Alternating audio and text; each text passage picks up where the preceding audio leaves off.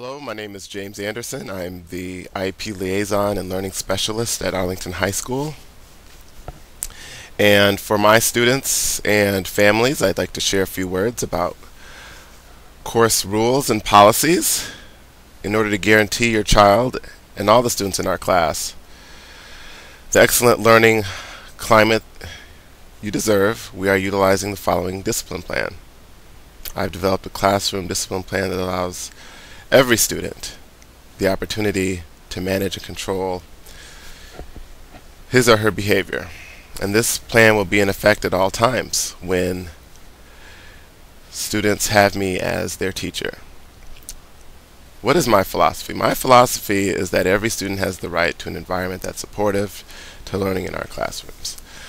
Behaviors and actions that keep us from learning will be dealt with and will be given consequences.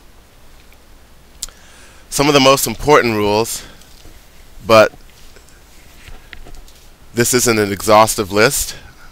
I recommend that students and families read the Student Conduct Code for Arlington High School. But for Mr. Anderson in particular, we want to remember to wear proper dress at all times. So that means pants at the waist, not below the waist. There shouldn't be any undergarments showing. There shouldn't be any t-shirts with questionable content or references to alcohol or anything immoral, illicit, or illegal. And if there's any questions about that, come and see me and I can clarify that for you. Secondly, follow directions.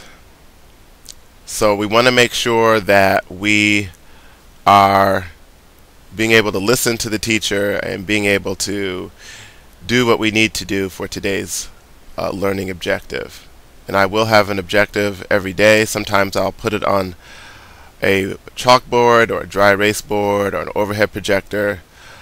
But if there's any point in time when you don't know what the objective is, ask. And I'll be happy to share the purpose of what we're doing and the purpose for following directions.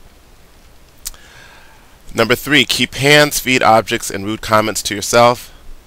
Most students understand this already, but we want to be a safe place for learning. We do not want to be threatened by somebody's lack of ability to control their hands or feet. We shouldn't be throwing things. That includes the garbage can. We place things in the garbage can. We do not throw them. And we want to keep rude comments to ourselves. So we're a team, and we're not here to compete.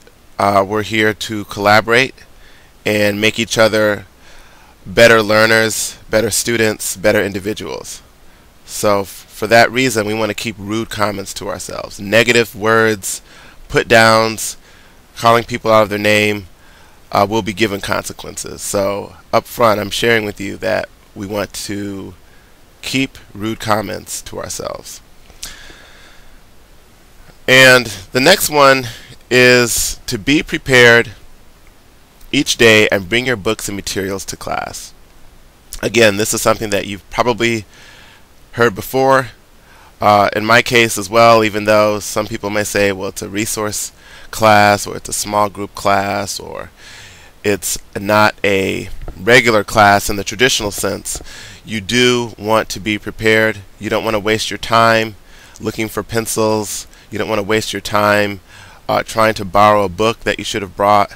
You don't want to waste my time if you're not able to learn effectively without your material. So try and be prepared each day. Okay, next, raise your hand to speak. Okay, so this isn't as much of an issue as it is in your larger classes, but out of etiquette and out of respect for the class, if you have something that's worthwhile to say, I'm asking you to raise your hand before you speak. Which leads to the next rule. Listen quietly while others are speaking. Use appropriate school language. No name calling or teasing.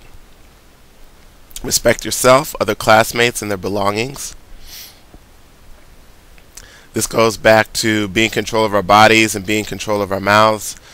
but also asking to borrow materials, returning materials after you're done with them, respecting the room, cleaning up after yourself, cleaning up anything that you mess up is all part of respect.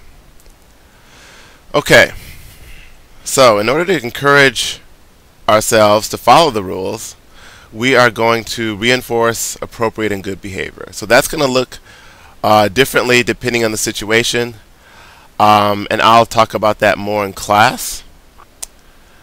However, if we are struggling with the rules, then I am going to give you a verbal warning the first time I see a rule being broken, and I will remind you again if I see another rule being broken or the same rule being broken a second time. And then after the second time, I will ask you to stay after school with Mr. Anderson, and that is a after school detention that's going to be made within 48 hours of me giving the consequence.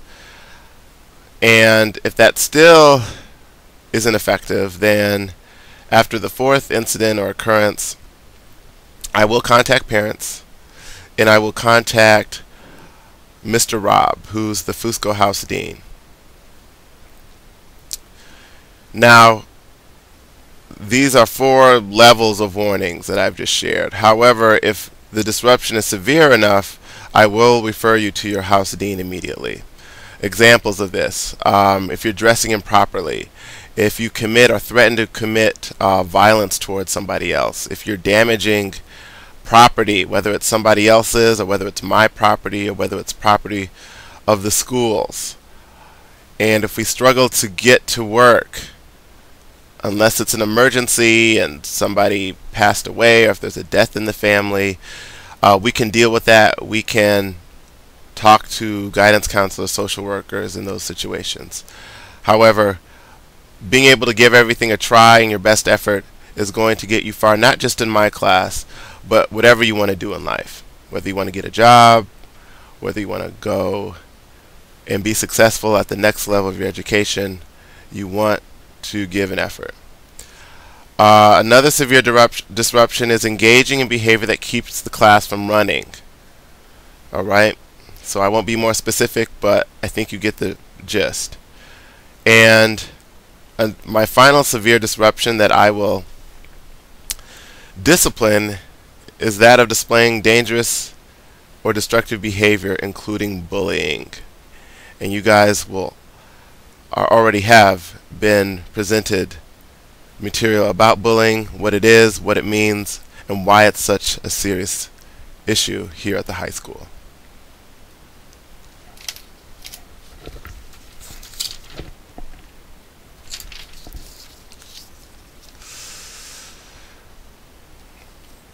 Now, a lot of you may be thinking, well, this class really doesn't seem democratic.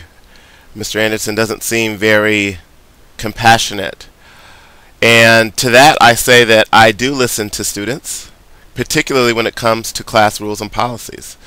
And if you have a question about a policy, or if you have a disagreement about how I'm disciplining you, then I'm happy to share that I meet with student lawyers each Friday at 3 p.m. So if you think that you got a discipline that was unwarranted, if you feel that you were blamed for something that you didn't do, we want to keep that outside of class time. We do not want to argue with the teacher, and we do not want to question how the teacher is handing out rewards and consequences. Doing so will get you nowhere. Alright, so I shared some of the policies and rules that you are to observe when you have Mr. Anderson as your teacher. However, all school rules from the Arlington High School handbook should be read and enforced. I know that you're going to work hard to follow the rules, and we're going to encourage one another in our efforts for self-control. As mentioned earlier, if additional help at home is needed, we will communicate with you by phone or note. And if there's any questions that you have about this discipline policy, please contact me. This is Mr. Anderson, and I know we're going to have a great year.